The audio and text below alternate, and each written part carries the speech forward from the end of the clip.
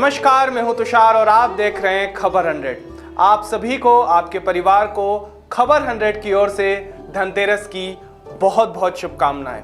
धनतेरस ये एक ऐसा दिन है जिसे व्यापारियों की अगर बात करें, ग्राहकों की बात करें, हम सब की बात करें तो हमें पूरे वर्ष से इस दिन का इंतजार रहता है। इस दिन पूरे बाजारों में, पूरे समाज में एक नई रौनक सी उठाती है, हर घर में एक रोशनी आ जाती है और इसी दिन हम हमारे भविष्य के लिए, व्यापार के लिए और पूरे परिवार के स्वास्थ्य के लिए आज हम पूजा करते हैं। और भगवान धन्वंतरी को भी प्रसन्न करने के लिए अलग अलग तरह से व्यक्ति पूजा करता है। तो आज क्या तिथि सही है, आज किस तरह से हमें पूजन करना चाहिए और किन बातों का हमें विशेष ध्यान रखना चाहिए, इन सारी चीजों को समझने के लिए आज हमारे साथ मुख्य अतिथि के रूप में हैं सुधांशु नागर महाराज जी, जो हमें आज धनतेरस के बारे में हमें बताएंगे कि किस तरह से पूजन करना चाहिए और किन बातों का ध्यान रखना चाहिए। सबसे पहले आपका हमारे सर चैनल पर बहुत बहुत स्वागत है। जय श्री कृष्ण। जय श्री कृष्ण।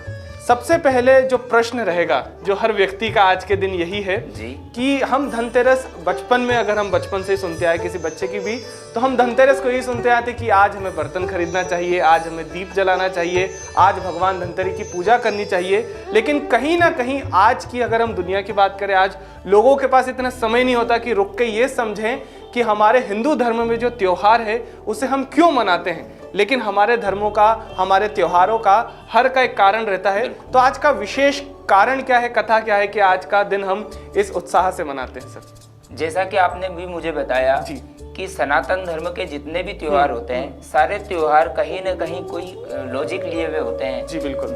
जिसके कारण व्यक्ति जिन कार्यों के करके अपने जीवन को धन्य बना सकता है या अपने जीवन को सही तरीके से चला सकता है। जी बिल्कुल। कार्तिक माह जो होता है वो सनातन धर्मियों के लिए विशेष महत्व रखता है जी।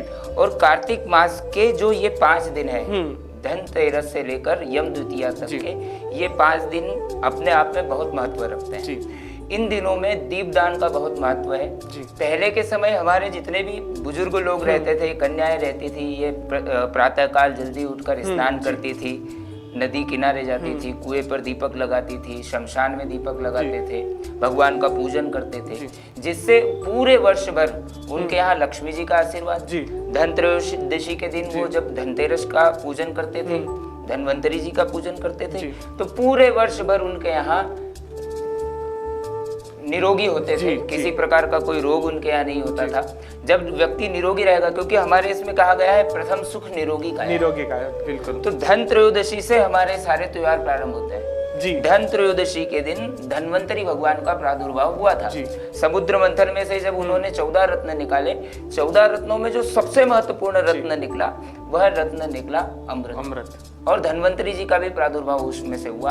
धन्वंतरी भगवान आयुर्वेद के आचार्य हैं जी और प्रथम सुख निरोगी काया है। इसीलिए हमारे पूर्वजों ने 5 दिवसीय दीपोत्सव का जो आयोजन प्रारंभ किया, वह धन त्रयोदशी के दिन से किया। उन्होंने कहा कि इस दिन यदि व्यक्ति विधिवत रूप से पूजन करता है, अपना दैनिक दिनचर्या विधिवत करता है, तो वह निरोग रहेगा और यदि वह निरोग रहेगा तो उसके यहाँ लक्ष्मी की प्राप्ति स्वतः हो जाएगी। और मतलब इस समय तो बहुत ही ज्यादा विशेष कर ये त्योहार मनाना चाहिए, क्योंकि कहीं ना कहीं पूरे आज समाज पर एक कोरोना का संकट भी है, स्वास्थ्य की हर किसी को चिंता है। तो धन्वंतरी भगवान की पूजा तो इस समय बहुत ज्यादा अवश्य करनी चाहिए, अवश्य करनी चाहिए जी सर। अब यहाँ पर महाराज जी एक दूसरा प्रश्न जो हर व्यक्ति के सामने रहता है कि कहीं ना कहीं वो भगवान की पूजा करना चाहता है, लेकिन एक मन में सवाल रहता है कि पूजन विधि किस तरह से होना चाहिए, किस तरह से सारी प्रक्रिया करना चाहिए और किन किन बातों का ध्यान रखना चाहिए जी। सबसे बड़ी समस्या एक यही आ रही है कि व्यक्ति पूजन तो कर रहा है, लेकिन उस पूजन की जो उसकी विधि है, उस विधि को वो नहीं जान पाने के कारण उस पूजन का फल वो पूरी तरीके से प्राप्त नहीं कर पा रहा है। क्योंकि हमने हमारे जीवन की लाइफ स्टाइल को इस प्रकार बना लिया है कि हम 365 दिन जिस कार्य को करते हैं वो 5 दिनों में भी उसी कार्य को करते हैं जी बिल्कुल। जबकि ये त्योहार अपनी दिनचर्याओं को हटाकर कम से कम इन 5 दिनों को तो हम व्यवस्थित करें जी बिल्कुल। प्रातः काल जल्दी उठें, ब्रह्म मुहूर्त में उठना हमारे सनातन धर्मियों में विशेष माना गया है। यदि आज हम किसी कारण से नहीं उठ पा रहे, पहला प्रयास तो मेरा रहेगा कि प्रतिदिन हम प्रातः काल ब्रह्म मुहूर्त में उठें। यदि नहीं उठ पा रहे हैं तो विशेष कर कार्तिक मास के ये जो 5 दिवस हमारे त्योहारों के हैं, इसमें हम प्रातः काल जल्दी उठें। मतलब सबसे पहले तो त्योहारों पे हमें ब्रह्म मुहूर्त में उठना चाहिए। इस मुहूर्त में उठने के बाद स्नान आदि करने के पश्चात, नित्य क्रिया करने के पश्चात सर्वप्रथम अपने जो भी इष्ट है उनका पूजन करना चाहिए। अपनी जो आराधना है उस आराधना को करना चाहिए। पूरे घर को साफ स्वच्छ करके दीप प्रज्वलित करना चाहिए। अपने घर में अच्छा झाड़ू लगाकर, पोछा लगाकर, हमारे घर के जो दरवाजा है, जो दहली है, उस दहली के ऊपर जल डालकर उसको साफ करके एक स्वस्तिक बनाना चाहिए। और स्वस्तिक बनाने के बाद उसका विधि पूर्वक पूजन करने के पश्चात वहाँ पर दीपक प्रज्वलित करना चाहिए। और पूरे परिवार के लोग एकत्रित होकर मंदिर में जाकर देवता के सामने नतमस्तक होना चाहिए। यदि इस प्रकार का कार्य व्यक्ति करता है तो निश्चित ही उसको आरोग्यता की प्राप्ति होती है। जी महाराज जी, एक और यहाँ पर यह प्रश्न रहता है, जिस तरह से आपने कहा कि इस दिन, इन 5 दिन विशेषकर हमें समय पर उठना चाहिए ब्रह्म मुहूर्त में, और पूरे घर की सफाई करना चाहिए। किस तरह से दहलीज पर भी हमें दिया लगाना चाहिए और पूरे परिवार को एकत्रित होकर भगवान का पूजन करना चाहिए। बिल्कुल। लेकिन कहीं ना कहीं आज समय बड़ा ही भागदौड़ वाला है, तो व्यक्ति मतलब जो बोलता है ना, फास्ट ट्रैक, बहुत फास्ट में जीवन चल रहा है, तो उसमें कई बार व्यक्ति से गलती भी होती होगी पूजन विधि में। आप बहुत देखते होंगे कि कहीं ना कहीं जजमान बहुत गलतियां कर रहा है, ना समझी में, अज्ञानता के कारण उसके, क्योंकि किसी ने बताया नहीं। तो कुछ गलतियां आप आज देखते हैं कि व्यक्ति अज्ञानतावश ये गलतियां कर देता है, तो ये आपकी बात सुनकर आज से कम वो गलतियां करना बंद कर दे कि हाँ, ये नहीं करना चाहिए मैं पूजन में। देखिए, सबसे पहले तो मैं आपको बता दूं कि हमारा जो धर्म है वो सर्वश्रेष्ठ धर्म है। यहाँ व्यक्ति को इतनी छूट दी गई है, स्वतंत्रता दी गई है कि आप अपने श्रद्धा और विश्वास के अनुसार परमात्मा का पूजन कर सकते हैं। लेकिन जैसा कि आपने बताया कि पूरा विधिवत तरीके से अगर कोई कर्म किया जाए तो वह फल देता है। आज हम लोग क्या करते हैं कि बगैर किसी कर्म के, क्रिया के उस कर्म को करने लगते हैं, जिससे उसका फल हमको प्राप्त नहीं होता। यदि कुछ कर्मों को हम विधिवत करते हैं तो हमें निश्चित ही परमात्मा का आशीर्वाद प्राप्त होगा। जैसे हम लोग जब भगवान का पूजन करने के लिए बैठे तो सर्वप्रथम हम ये देखें कि हमने दीपक की ओर लगाया है परमात्मा के, घी का दीपक हमने भगवान की दाईं ओर लगाना है, तेल का दीपक भगवान के बाईं ओर लगाना है। सर्वप्रथम हमको जब हम पूजा करने बैठे तो हमें अपने इष्ट देवता का, गणेश जी का, लक्ष्मी जी का, सबका ध्यान करके बैठना है। अपने आप को पवित्र, बाहर से भी पवित्र करना है और भीतर से भी पवित्र करना है। मन के भाव हमें बड़े अच्छे रखना है। ऐसा नहीं है कि हम भगवान का पूजन करने बैठे और हमारे मन में भाव किसी के प्रति द्वेष भरे हों। मन के यदि हमारे भाव अच्छे होंगे तो पूजा में हमारा मन व्यवस्थित लगेगा और परमात्मा की हमें प्राप्ति भी होगी। गणेश जी का पूजन करें। गणेश जी का पूजन विधिवत करने के पश्चात जो हमने वहाँ कलश रखा हुआ है उस कलश का पूजन करें। यदि हमने विद्वान को बुलाकर नवग्रह षोडश मात्रिका बनवाई है उनका पूजन करें। यदि वो नहीं कर पाए हम तो गणेश जी का पूजन करने के बाद, लक्ष्मी जी का पूजन करने के बाद सरस्वती का पूजन करें, महाकालिका का पूजन करें, कलम दवात का पूजन करें, बही खाते का पूजन करें। आज के युग में बही खाते की जगह कंप्यूटर हो गया है। बिल्कुल। कंप्यूटर का भी पूजन करें। और अपन हम लोग जहाँ बैठते हैं, हमारा स्थान है व्यापार व्यवसाय में, उस स्थान का पूजन करें। विशेष रूप से अपने घर के जितने भी बड़े बुजुर्ग हैं उनका आशीर्वाद लें। तभी आपको ये 5 दिनों में आप जो पूजन अनुष्ठान करते हैं उसका फल प्राप्त हो पाएगा। जी बिल्कुल, बहुत ही अच्छी बात की आपने कि सब तभी आपको भगवान भी प्रसन्न रहेगा जब आपके घर में आपके बड़े, आपके बुजुर्ग प्रसन्न रहेंगे। जी महाराज जी, अब यहाँ पर ये प्रश्न आता है, हमने बात की कि किस तरह से पूजन करना चाहिए, किन बातों का ध्यान रखना चाहिए, लेकिन यहाँ पर अब अगला प्रश्न जो सबके मन में आता है कि पूजन कब करें कि हमें ज्यादा लाभ उसका प्राप्त हो, मुहूर्त कब है, कि किस समय हमें पूजन करना चाहिए। देखिए, सनातन धर्म में एक श्लोक बोला जाता है, तदेव लग्नम सुदिनम तदेव ताराबलम चंद्रबलम तदेव विद्याबलम देवबदम तदेव लक्ष्मी पदे तेन द्रुगन स्मरामि। सारे ग्रह, सारे नक्षत्र, सारे लग्न बलवान तब हो जाते हैं जब हम लक्ष्मीपति का शुद्ध हृदय से स्मरण करते हैं। किंतु हमारे जो पूर्वज लोग हैं उन्होंने मुहूर्त की एक विशेष महानता बताई गई है कि सही कार्य पर यदि कोई कार्य किया जाता है, सही समय पर किया जाता है, तो वह सफल होने की उसकी गारंटी अधिक हो जाती है। इसलिए मुहूर्त में व्यक्ति को पूजन करना चाहिए। इस वर्ष जैसे दीपावली का जो समय होता है वह 5 दिवसीय आयोजन होता है, लेकिन इस बार तिथियों की कुछ क्षय होने के कारण, आगे पीछे होने के कारण, यह जो हमारा त्योहार है यह 4 दिवस का है जी।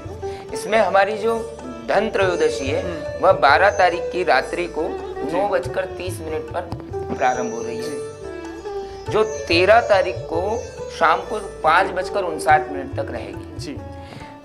चूंकि हम लोग उदया तिथि को मानते हैं और अधिक समय तक दिन में होने के कारण हमारे यहाँ धन त्रयोदशी जो है वो 13 तारीख को मानी जाएगी जी। 13 तारीख के दिन विधि पूर्वक प्रातःकाल ब्रह्म मुहूर्त में उठें जी। अपना नित्य कर्म करने के पश्चात हमारे घर के जितने भी वरिष्ठ हैं उनको प्रणाम करें जी। भगवान धन्वंतरी का आह्वान करें, उनसे प्रार्थना करें कि हमारा पूरा परिवार निरोग रहे, आपका आशीर्वाद हमारे ऊपर बना रहे। यदि हो सके तो विद्वानों को अपने घर बुलाकर पूजा कराएं और यदि नहीं हो पा रहा है तो पूरा परिवार एकत्रित होकर जो मैं मुहूर्त बता रहा हूँ, जो श्रेष्ठ मुहूर्त है, उस मुहूर्त में भगवान का पूजन करें और उनसे निरोगता की कामना करें। यदि आप इस प्रकार इन मुहूर्तों में पूजा करते हैं तो निश्चित ही धन्वंतरी भगवान का आशीर्वाद आपके ऊपर बना रहेगा। जो शुभ मुहूर्त है वो इस प्रकार है, अगर आप चाहें तो उन मुहूर्तों को नोट भी कर सकते हैं। दिनांक 13 नवंबर 2020 शुक्रवार को हम लोग धन त्रयोदशी मान रहे हैं। इस दिन मशीन खरीदना, दुकान खरीदना, प्रॉपर्टी खरीदना, क्या सामान खरीदना चाहिए। प्राचीन काल के लोग तरह तरह की नई नई वस्तुएं इस दिन खरीदते हैं, तो कब खरीदना चाहिए, कैसे खरीदना चाहिए, यह सब मैं आपको बताने का प्रयास करूंगा। धन त्रयोदशी के दिन अमृत का चौगड़िया प्रारंभ हुआ, जो प्रारंभ हुआ 9:25 से 10:48 सुबह 9:25 से 10:48 तक। इस समय में व्यक्ति को घर में सबसे पहले झाड़ू खरीदना चाहिए, जिससे घर, क्योंकि जो झाड़ू होती है वो दरिद्रता का नाश करती है। बिल्कुल, सबसे पहले झाड़ू खरीदे, इसीलिए सबसे पहले उसी का खरीदना चाहिए। उसके बाद फिर स्वर्णाभूषण या रजत आभूषण अपनी योग्यता के अनुसार, स्टील के बर्तन भी व्यक्ति खरीदता है, तांबे के बर्तन भी खरीदता है। जहां तक हमारा सामर्थ्य हो उन वस्तुओं को हम इस मुहूर्त में खरीदें, के मुहूर्त में। हाँ, क्योंकि अमृत का चौगड़िया है, तो जिस चीज से हमारे यहाँ वृद्धि हो उस चीज को इस चौगड़िए में खरीदना चाहिए। उसके पश्चात फिर राहु काल आएगा, जो 10:48 से 12:11 तक रहेगा। इस समय को आप विशेष रूप से याद रखें। 10:48 से 12:11 तक राहु काल रहेगा। यह काल वर्जित माना गया है। इस काल में किसी प्रकार की कोई खरीदारी नहीं करनी चाहिए। कुछ लोग राहु काल की जानकारी न होने के कारण खरीदारी कर लेते हैं, जिससे चाहते तो वो पुण्य प्राप्त करना है, किंतु अनजाने में उन्हें कहीं न कहीं ये गलतियां हो जाती है। तो इसका विशेष ध्यान रखना है। बिल्कुल। 10:48 से 12:11 तक राहु काल रहेगा। उस समय कुछ खरीदारी आप प्रयास करें कि कुछ न खरीदें। उसके बाद फिर शुभ का चौगड़िया प्रारंभ होगा, जो रहेगा 12:11 से 13:34 तक। चूंकि इसका नाम ही शुभ है, इस समय में व्यक्ति भूमि, फ्लैट, मकान, जमीन, जायदाद आदि अगर खरीदता है तो निश्चित है उसे शुभता की प्राप्ति होती है। उसके बाद फिर चर का चौगड़िया है, जो दोपहर में प्रारंभ होगा 4:19 से 5:42 तक। क्योंकि चर में चक्र चलाइए, जितनी भी चलने वाली वस्तुएं हैं वो इस मुहूर्त में खरीदना। अच्छा, जी बिल्कुल। तो वाहन आदि जो चीजें हैं वो सब इसी मुहूर्त में खरीदना चाहिए। चल में चक्र चलाइए, चलने वाली वस्तुएं इस मुहूर्त में। यदि आप धन त्रयोदशी के दिन वाहन खरीदने का विचार कर रहे हैं तो आप विशेष रूप से 4:19 से 5:42 के बीच में वाहन खरीदें, जिससे आपको धनतेरस पर लक्ष्मी की कृपा और गणेश जी की कृपा बनी रहेगी। जी, ये विशेष जो योग थे और विशेष जो मुहूर्त थे, जिस समय हमें पूजन करना चाहिए और जिस समय हमें चीज़ें खरीदनी चाहिए और खरीदने से बचना भी चाहिए, इस बारे में बात की। अब हम ये भी बात करेंगे कि अगर कोई विशेष फल पाना चाहता है, व्यापार में, कोई छात्र छात्राएं अच्छी नौकरी के लिए, अच्छे भविष्य के लिए भी पूजन करना चाहते हैं, अलग अलग राशि में क्या तिथि है, ये सारी चीज़ों पे हम महाराज से बात करेंगे। सुधांशु महाराज जी से हम अब विस्तार से बात करेंगे कि किस तरह से अगर कोई विशेष फल चाहता है आज धनतेरस को तो उसे किस तरह से पूजन करना चाहिए और किस राशि को किस बात का ध्यान रखना चाहिए उस व्यक्ति को और किस तरह से पूजन करना चाहिए। महाराज जी, सबसे पहले यह प्रश्न रहता है कि कहीं ना कहीं धनतेरस माना जाता है कि व्यापारियों का ही त्योहार है, जो सबसे ज्यादा इसे सम्मिलित रूप से मनाते हैं, तो उन्हें किस तरह से पूजन करना चाहिए ताकि उनका व्यापार आगे चलकर बहुत ही अच्छा बन सके। बिल्कुल जी, देखिए धन त्रयोदशी के दिन व्यापारी को विशेष रूप से लक्ष्मी जी का आह्वान करना चाहिए, उनका पूजन करना चाहिए। कुछ छोटे छोटे हमारे इसमें टोटके होते हैं जी, उन टोटकों को करने से वर्ष भर उनके यहाँ लक्ष्मी की कमी नहीं होती। उसके लिए विशेष रूप से नमक की गांठ आती है, नमक की डलियां आती है, नमक की डली, हल्दी की गांठ, हरी मूंग, पीली सरसों और चने की दाल जी। इन 5 वस्तुओं को एक पीले कपड़े के अंदर बांध करके लक्ष्मी जी के सामने अर्पण करें जी, उनका पूजन करें जी। सायंकाल के समय प्रदोष के समय दीप प्रज्वलित करें जी। 5 दिवस तक जहां आप लक्ष्मी जी का पूजन कर रहे हैं वहां उस पोटली को जो आपने बनाई है, सामग्री की बनाई है, उसको वहां रखें, उसको प्रतिदिन दीप अगरबत्ती आदि पूजन करें। 5 दिन के पश्चात उस पोटली को, उस सामग्री को अपने घर की बरकत स्थान पे तिजोरी में रखें, जिससे वर्ष भर लक्ष्मी का आशीर्वाद और गणेश जी का आशीर्वाद और सरस्वती का आशीर्वाद वर्ष भर बना रहे। अच्छा, वो फिर हमें पोटली फिर हमें तिजोरी में जहाँ पर भी धन रखते हैं पूरे वर्ष भर तक उसे रखना है, 5 दिन की पूजा करने के बाद रख सकते जी। तो ये व्यापारी अगर कोई चाहता है कि किस तरह से वृद्धि चाहता है तो ये कर सकते हैं। साथ ही महाराज जी बहुत सारे स्टूडेंट्स हम अगर उनकी बात करें तो अपने भविष्य बनाने के लिए भी इस समय को पूजा करते हैं कहीं ना कहीं लक्ष्मी जी की, धन्वंतरी महाराज की, तो उन्हें क्या करना चाहिए ताकि उनका भविष्य बिल्कुल सुखमय रहे। देखिए 5 दिवसीय जो पूजन है जी, इसमें सिर्फ लक्ष्मी जी की प्रधानता नहीं है, लक्ष्मी जी की प्रधानता है जी, लेकिन इसमें गणेश जी और सरस्वती जी का भी विशेष पूजन माना गया है। सरस्वती चूंकि ज्ञान की देवी है, तो विद्यार्थियों के लिए जी बिल्कुल ये जो त्योहार है जी, ये विशेष रूप से पूजन करने के लिए और सरस्वती की आराधना करने के लिए बिल्कुल। धन त्रयोदशी के दिन विद्यार्थी वर्ग अभिजीत मुहूर्त में जी, अभिजीत मुहूर्त धन त्रयोदशी के दिन प्रातः 11:49 से 12:33 तक जी, 11:49 से 12:33 तक अभिजीत मुहूर्त है।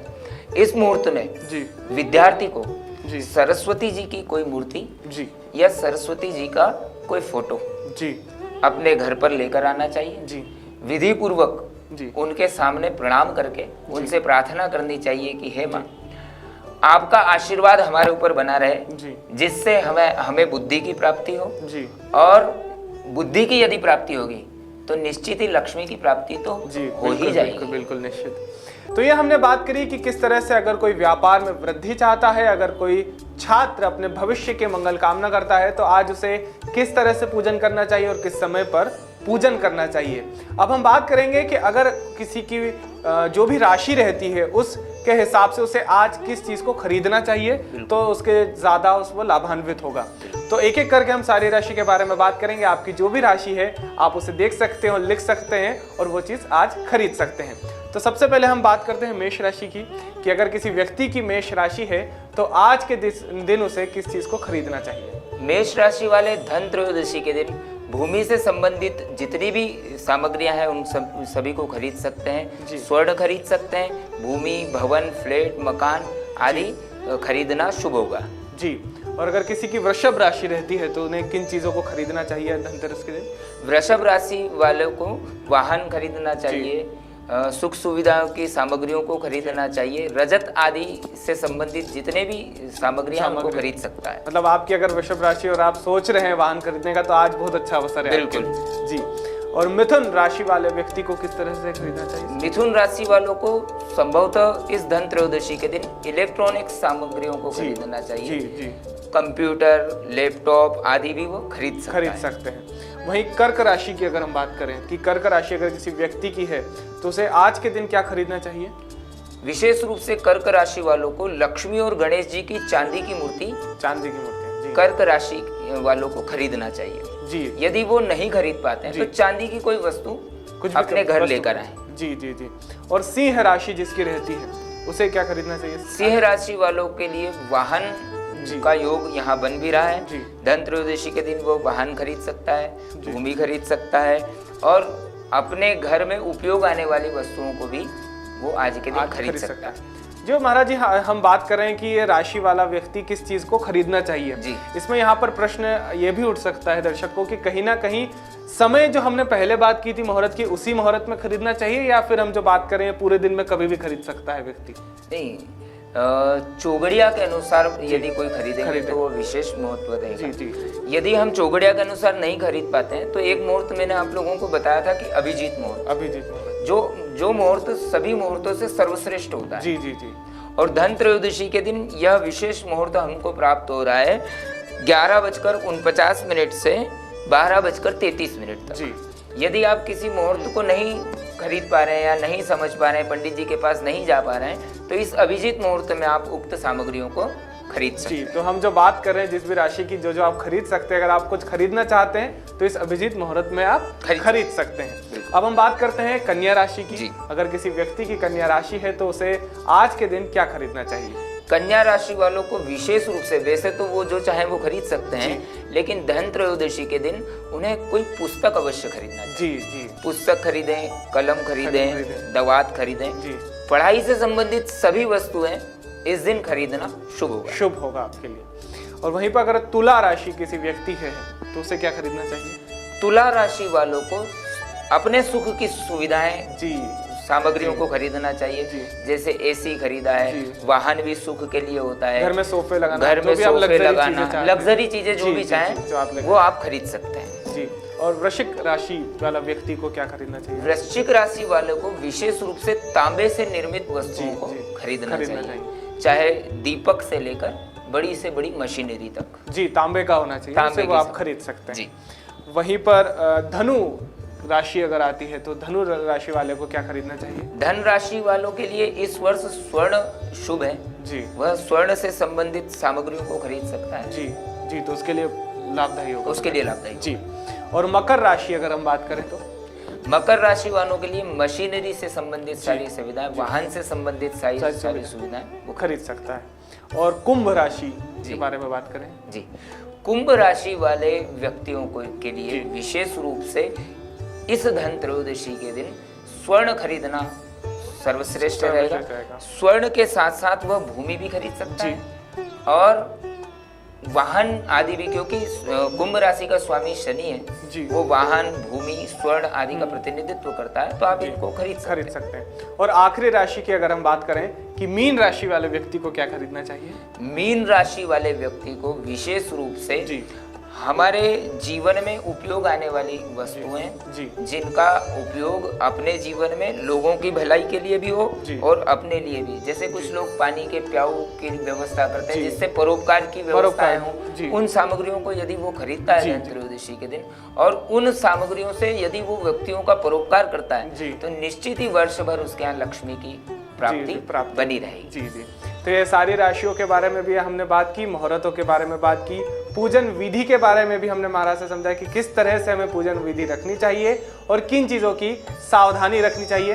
अब आखिरी बात महाराज जी, आप जो हमारे दर्शकों को आज विशेष कुछ संदेश देना चाहें, कुछ भी बात कहना चाहें धनतेरस को लेकर, तो आप कहना चाहें। सर्वप्रथम तो आप सभी को दीपोत्सव की बहुत बहुत शुभकामनाएं। यह दीपोत्सव आपके जीवन में अपार प्रसन्नता लेकर आए। माँ लक्ष्मी, खजराना गणेश जी का आशीर्वाद आप सभी दर्शकों के ऊपर बना रहे, यही मैं प्रार्थना मेरे परमात्मा से करता हूँ। विशेष रूप से इन 5 दिवसों में दीप दान का बहुत महत्व है। आप लोग अपने घर पर, घर के द्वार पर दीप तो लगाएं, लेकिन कुछ ऐसे स्थान हैं जहाँ पर दीप लगाने से व्यक्ति को लक्ष्मी की प्राप्ति अपने आप हो जाती है। जैसे शमशान भूमि, विशेष रूप से शमशान भूमि में दीपक लगाएं, वृक्ष की जड़ों पर दीपक लगाएं, देव स्थानों पर दीपक लगाएं, पानी के स्थान जहाँ कुएं, बावड़ी, तालाब, नदी किनारे दीपक लगाएं। हमारे घर का जो देव स्थान है वहाँ विशेष रूप से दीपक लगाएं। हमारे घर का जहाँ पानी का स्थान है, जहाँ से हम लोग पानी पीते हैं और वहाँ का उपयोग करते हैं, वहाँ पर दीपक का उपयोग करें। चौराहे पर दीपक लगाना चाहिए। जी। कोई एक सार्वजनिक स्थान ऐसा हो जहाँ जो सार्वजनिक हो, उस स्थान पर भी यदि हम हमारी ओर से दीप प्रज्वलित करते हैं तो कार्तिक मास का यह दीपदान हो जाता है और कार्तिक मास में दीपदान का बहुत महत्व होता है। तो ये कुछ विशेष जगह भी थी जहाँ पर हम दीप जला सकते हैं ताकि हमें ज़्यादा लाभान्वित हो हम इस त्योहार को आज के दिन। तो बहुत बहुत धन्यवाद हमसे बात करने के लिए, हमारे दर्शकों को जय श्री कृष्ण। जय श्री कृष्ण। ये ज्ञान देने के लिए आज जो हमारे लिए बहुत ही ज़्यादा लाभान्वित करने वाला है कि किस तरह से हमें पूजन करना चाहिए और किस तरह से आज के त्योहार को मनाना चाहिए। तो एक बार और हमारी तरफ से, खबर 100 की तरफ से आप सभी को धनतेरस की बहुत बहुत शुभकामनाएं। जय श्री कृष्ण।